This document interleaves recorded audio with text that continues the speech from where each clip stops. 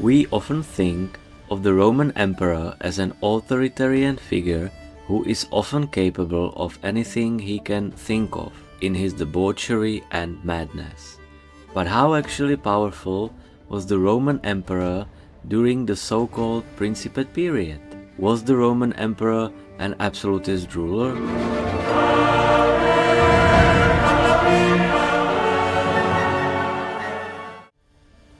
The Principate is the period in Roman history when the Roman Empire reached its peak of power and culture.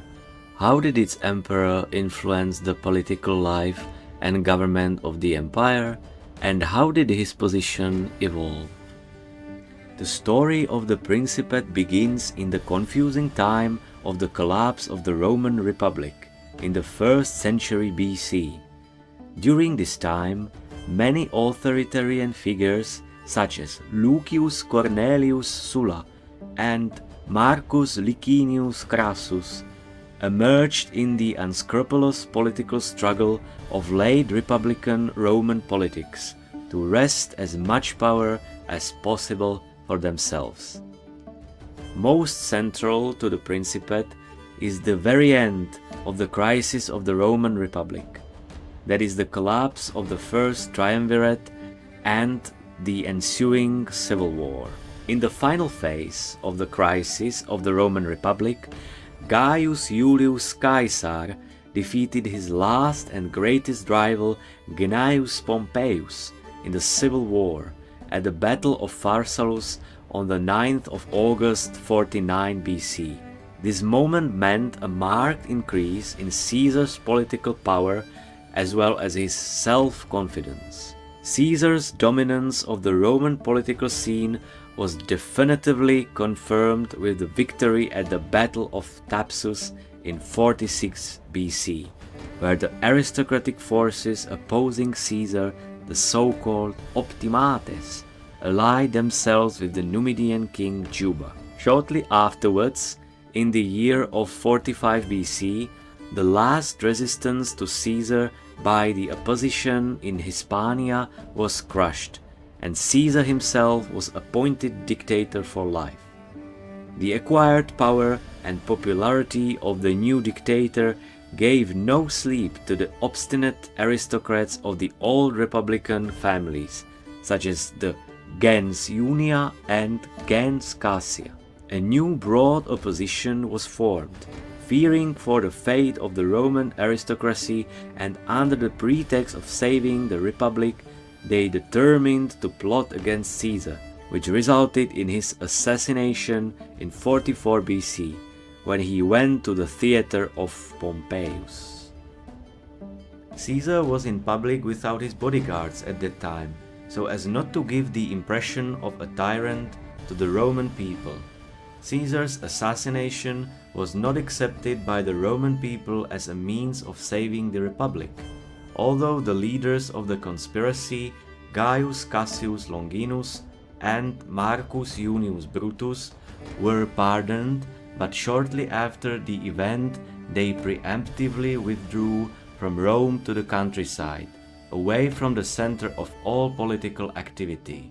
New leaders emerged from Caesar's party to fill his place on the political scene. These were Gaius Octavius, Marcus Aemilius Lepidus, and Marcus Antonius. After initial disagreements among themselves, they met near the city of Bononia on an islet in the river Lavinium in 43 BC and arranged a mutual alliance in the political arena, thus forming the so-called Second Triumvirate. The triumvirs divided the administration of the empire and began to move against Caesar's assassins. In 42 BC, Gaius Octavius and Marcus Antonius led an army and a war fleet to Greece, where they clashed with the army of Gaius Cassius Longinus and Marcus Junius Brutus at the Battle of Philippi. The battle had two phases, in the first of which Cassius was defeated and in the second Brutus, both of whom committed suicide after the battle. After this battle, a new reorganization of the territory among the triumvirs took place, with Gaius Octavius taking control of the western parts of the empire, where he had to deal with the rebellious admiral Sextus Pompeius, while Marcus Antonius was put in charge of the territory in the east. Lepidus was gradually losing importance. The terms of the triumvirate were revised by a series of treaties between the triumvirs. The agreement of Tarentum in 37 BC proved most important for further developments. Here the triumvirate was extended officially for another 5 years. Before Marcus Antonius set out for the east, he left his wife Octavia, sister of Gaius Octavius. This left an indelible mark on the relationship between Marcus Antonius and Gaius Octavius. In the east, Marcus Antonius devoted himself to Cleopatra VII, the queen of Ptolemaic Egypt, who had been placed on the throne by Caesar. Marcus Antonius also began the reorganization of the eastern territories. He reduced the number of provinces to 3: Bithynia, Asia, and Syria, and he gave a large part of Roman territory to Egypt, which was enlarged to the size it had been at the height of its expansion under King Ptolemy II. Over time, deep animosity flared between the former allies. Gaius Octavius in Rome, in oratorical speeches, attacked Antonius's eastern policy, his relationship with Cleopatra, and the reorganization of the eastern territory, which he described as a sellout of Roman land. Octavius, with his oratorical skill, convinced the Senate and the Roman people of his opinion, and, in accordance with all the rules, war was declared on Egypt and Marcus Antonius. In 31 BC, a turning point occurred. Roman legions and a fleet under Gaius Octavius and his commander Marcus Vipsanius Agrippa sailed to the Ambracian Gulf, where the fleet of Marcus Antonius and Cleopatra was anchored. Octavius's fleet launched a blockade and Marcus Antonius was forced into battle. The famous Battle of Cape Actium took place on the 2nd of September 31 BC. The combined Roman-Egyptian fleet was defeated, but Marcus Antonius and Cleopatra managed to save themselves and went to Alexandria. Gaius Octavius did not delay, and the very next year he set off eastwards, crossed the Sinai with his army and entered Egyptian territory. At the gates of Alexandria, he defeated Marcus Antonius in battle, and in the same time the Egyptian army surrendered to the Roman forces at Cyrenaica.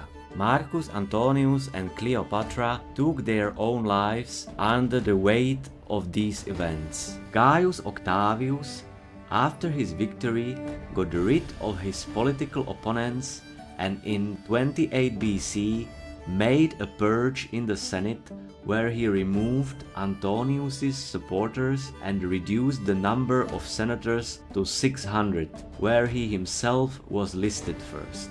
This is where the name Principate comes from, which historians use for the period of Roman history between 27 BC and 284 AD. For the Latin term for the first senator in the list of senators is Princeps Senatus. Gaius Octavius himself sought to restore order, which had been disrupted by the long-standing crisis of the Republic. The Republic was to be restored. Officially, this effort was called Restitutio Rei Publicae.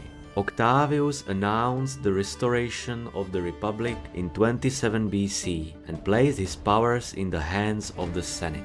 The senators, however, promptly requested that Gaius Octavius continue as the head of state. He accepted the task. It was another masterful political move on his part, for he knew that the Senate would do just that. That same year, Gaius Octavius took the name Augustus, which means venerable. In 27 BC, he was also granted the imperium of proconsul, which means executive power, for 10 years over all provinces that had not been fully pacified. Later this power was granted for life. Another lifetime office granted to Augustus was the tribune of the people, and in 12 BC he was given the title Pontifex Maximus. Thus, in the hands of Augustus, as the only person at this time, was the command over most of the Roman military and the power to intervene directly in various parts of the empire, which was secured by the administration of the mentioned and pacified provinces, the so-called imperial provinces. From his position as tribune of the people flowed the inviolability, the power to veto the decisions of the Senate and officials, and the ability to propose laws. He, as the Pontifex Maximus, was also the head of the Roman state cult and had the ability to determine the positions of important priests. The power of the princeps was thus not the absolute power of a single ruler, but a set of powers of originally republican offices that accumulated in the possession of the princeps. Augustus and his successors were not usurpers of power in the eyes of the Romans, but power over the state and the army was legally granted to them and approved by the Roman Senate. The system established by Augustus was a specific form of government, de facto a monarchy, but the basic structure of a republican system was preserved. Augustus's rule was based on the authority and dignity of his personality, which were attributes of the ideal republican politician. Similarly, Augustus sought to evoke a belief in his own moderation called clementia.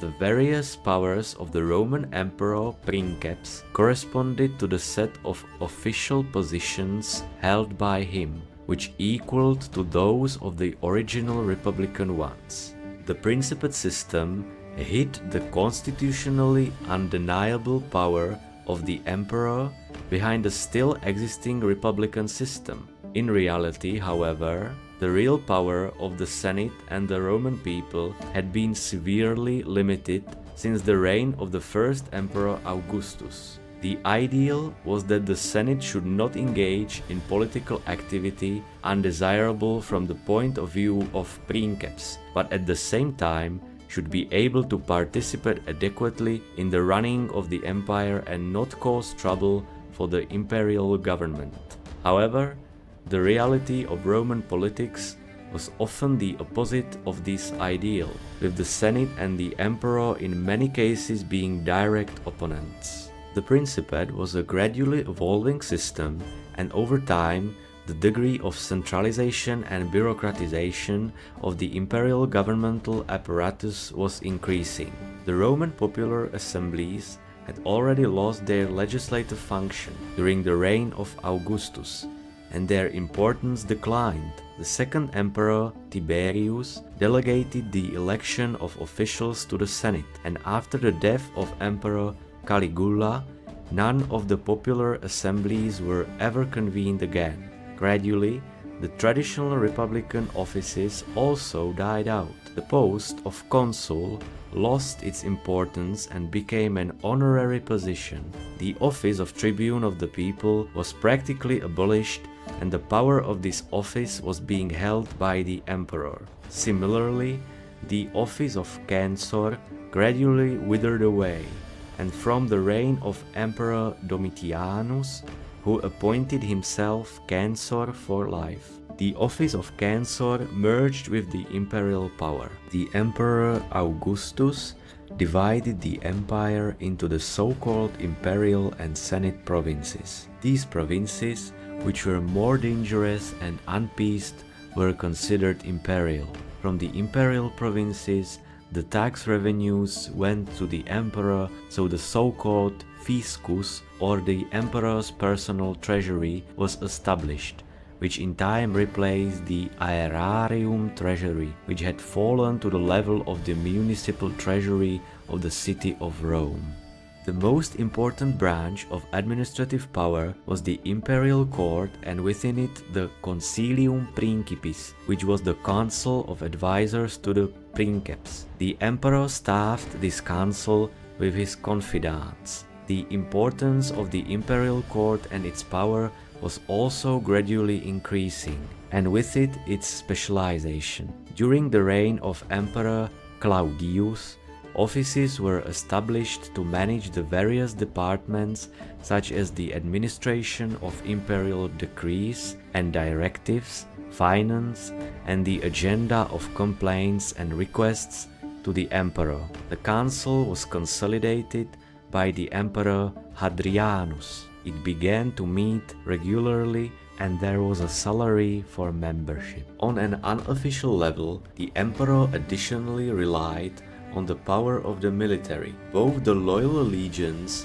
and the imperial Praetorian Guard, which had also been established under Augustus, and individual emperors used it to remove their political opponents and inconvenient persons. The emperor's power during the Principate thus consisted of several components. Firstly, there were the legal powers that flowed from the granted offices. The official positions and their powers were collected by Augustus gradually over the years, as well as by his successor Tiberius. With the accession of Caligula, however, the system of granting powers changed, as the Roman historian and senator Dio Cassius informs us. According to him, Caligula, on his accession to the office of princeps in 37 AD, acquired all the powers that Augustus had acquired in his entire political career in a single day.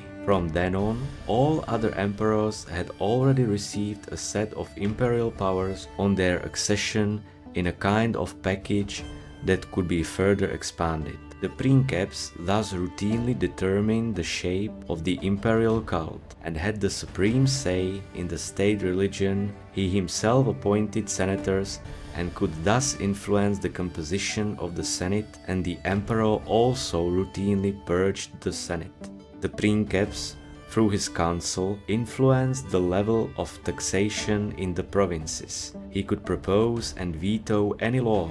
The Senate retained the power to legislate, but over time it became a tradition that every imperial proposal was passed. The princeps was also the supreme judge, and his power was to intervene directly in litigation or to order an official how to proceed in a dispute.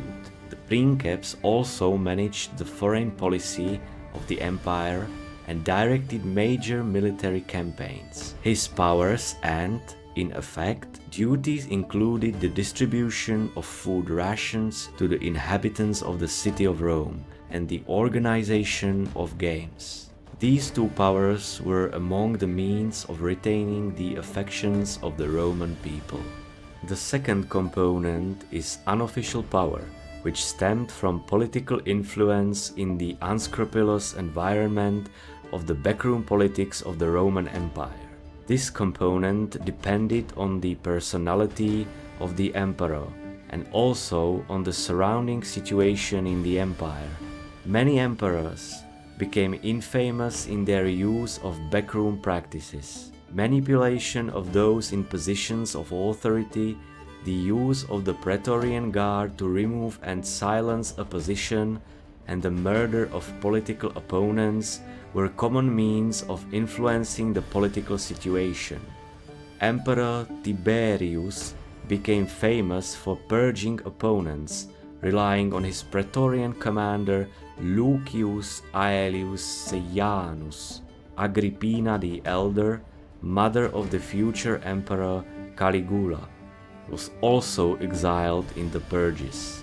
Caligula himself indiscriminately persecuted his real and supposed opponents. Under Caligula, denunciation was rampant. Emperor Nero, with the help of the Praetorians, bloodily suppressed the rebellion, and in the ensuing purges, the Praetorian commander Tigellinus forced the famous philosopher and statesman Lucius Annaeus Seneca to commit suicide. Emperor Caracalla, for example, resorted to the murder of his relatives, his own wife Plautilla, his father-in-law Gaius Fulvius Plautianus, and finally his own brother Geta in his political intrigues. Practically speaking, the princeps had such social power that he could afford to eliminate with impunity anyone who displeased him. On the other hand, the princeps had to maintain the favor of influential persons in his surroundings and the Praetorian Guard, because the latter was so powerful that it not only became an instrument of the princeps's will, but could also easily become the reason for his downfall.